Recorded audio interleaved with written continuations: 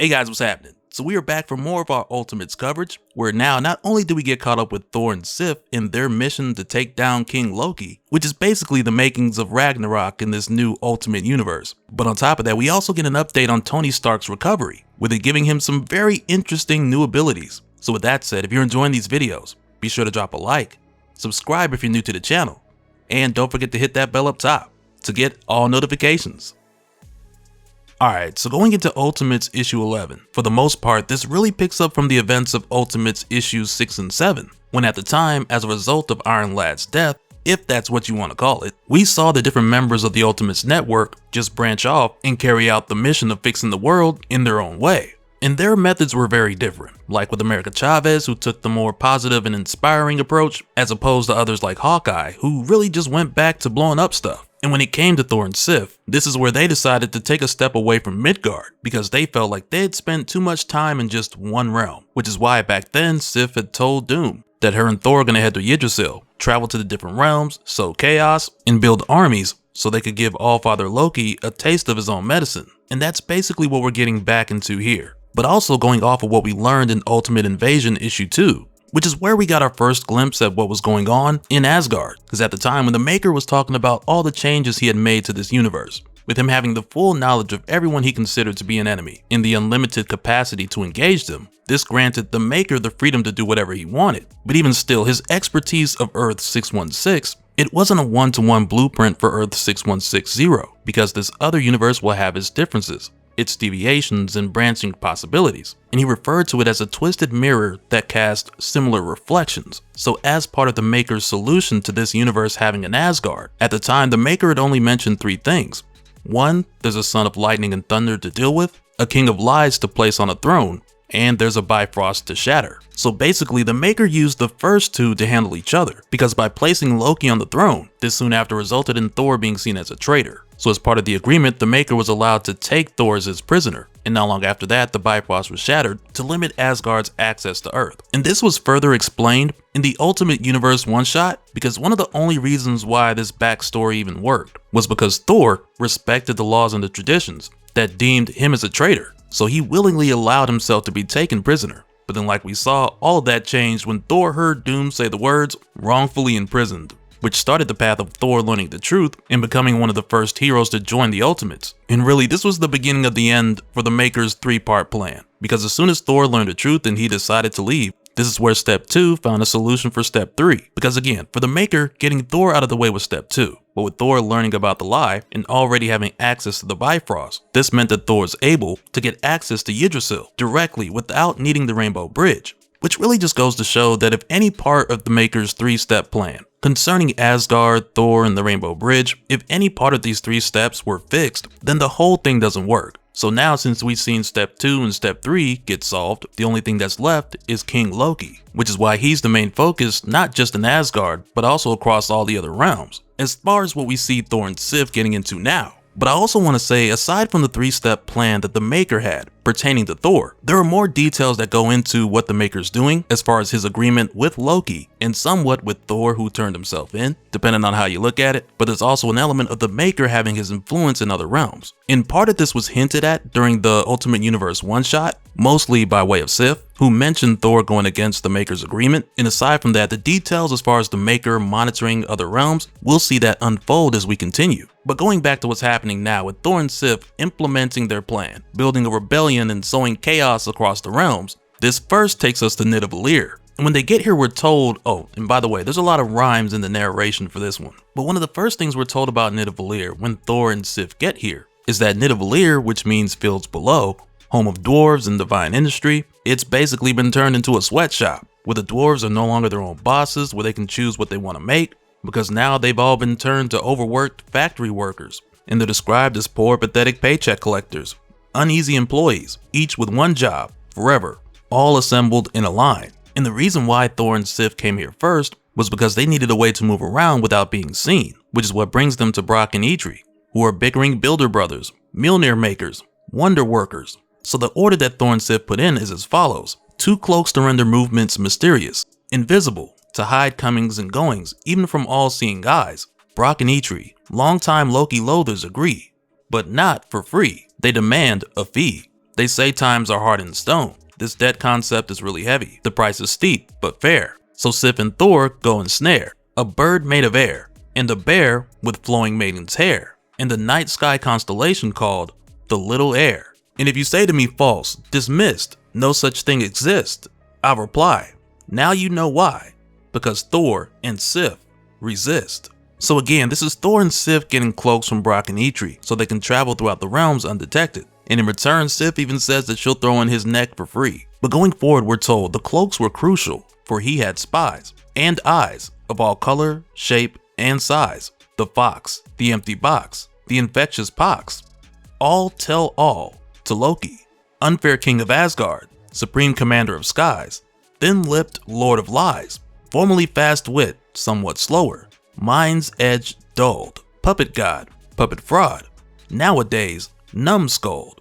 And it's like, man, Dennis Camp dropping some bars in this one. And it's wild how he just has Odin's head over here on the side like an achievement showcase. But it goes on to say here, every night gets drunk on dwarf-made poet's mead, easy breathing, epic into being, inventing flawless rhyme in meter on the fly, holding court, everyone cheering, terrified, too much of a bad thing, a tired bit, in other words, full of his own ish. Which in a way it's letting us know, since Loki's become king, he's kinda let himself go a bit, and I mean I wouldn't doubt that he's insanely powerful now. But as we're told, when it comes to wit, he's not the Loki that he used to be. And also at his left-hand side, he has Eden here, the goddess of immortality, who he has chained up and looking down on a number of unfortunate immortals who look to be every day their age, with each one of them begging for another bite of her golden apples, which is really just a glimpse of some of Loki's pettiness and cruelty, because amongst these unfavored immortals, some used to be enemies and some used to be allies. And going forward, not only do we find out that Loki's using frost giants as his army, but he's also made a deal with Hela to use the dead as his policemen in exchange for granting her access to Valhalla, which is something that she's long sought after. And things aren't too different when Thor and Sif travel to Alfheim, the land of the Light Elves, which is said to be the origin of stories, the source of creativity,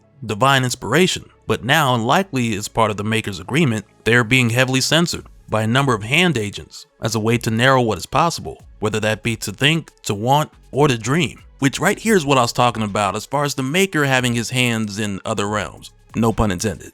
And just after this, next we see Thor and Sif travel to Vanaheim, but when they get here to recruit these guys into the resistance, they don't want any part in it. And it's not because they support Loki or they think he's right, but it's mainly because King Loki's left them alone. And since he's taken the throne, not much has changed here. And also because many of them are able to see the future like a story passed down, though coming from the other direction. This also has them believing that it's better if they stay neutral. So for this reason, they declined joining the righteous cause because it was just safer to follow the laws. But after making their rounds and trying to recruit others towards their cause, Thor and Sif then take a break to fornicate.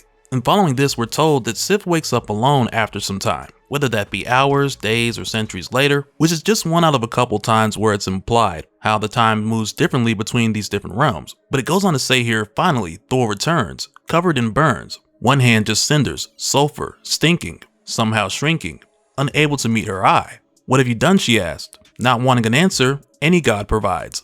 Then they're back to the old ways, like always, leaving important things unsaid, all business instead.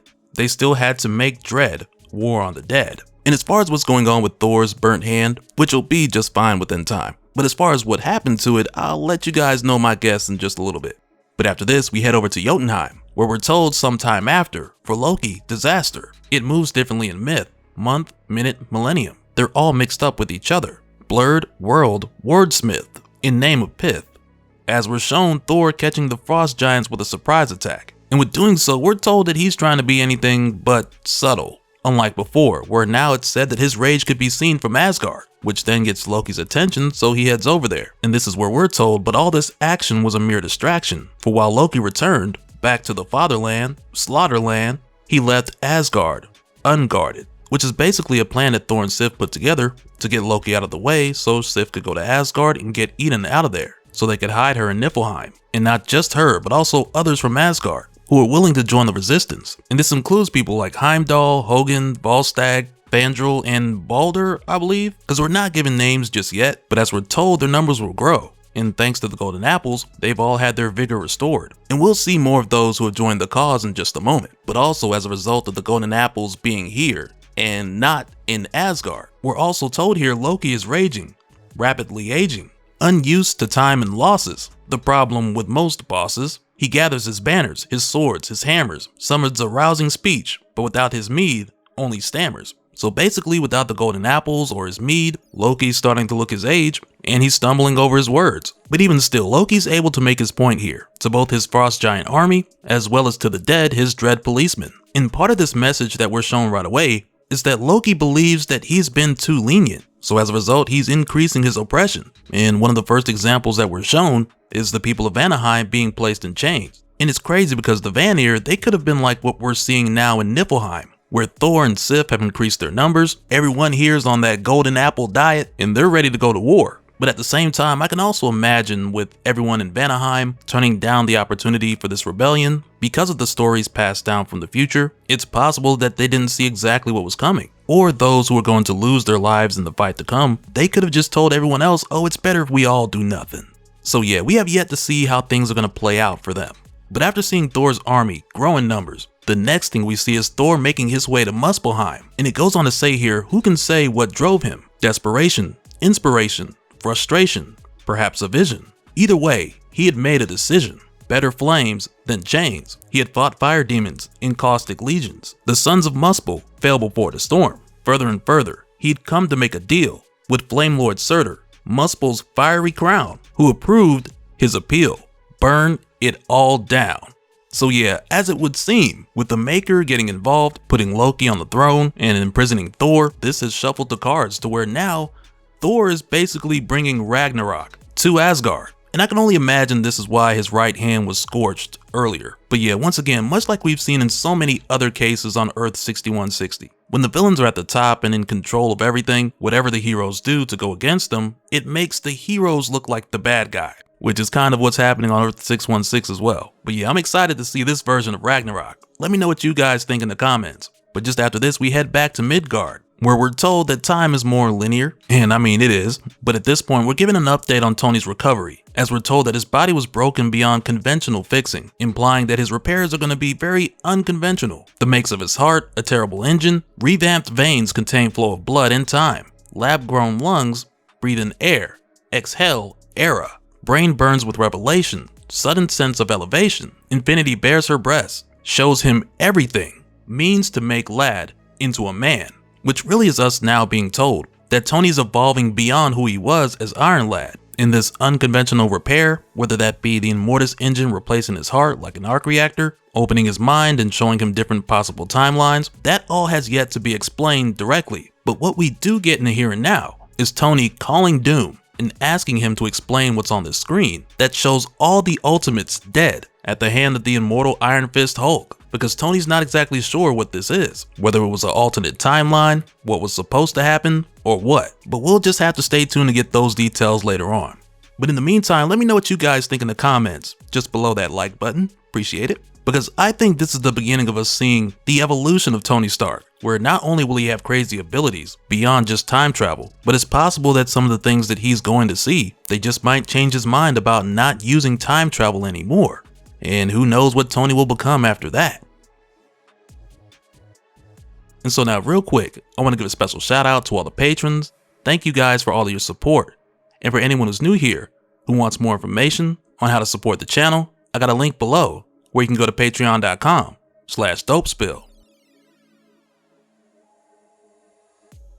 But that'll do it for this one, guys. Let me know your thoughts down in the comments below, and we'll do it again on the next one.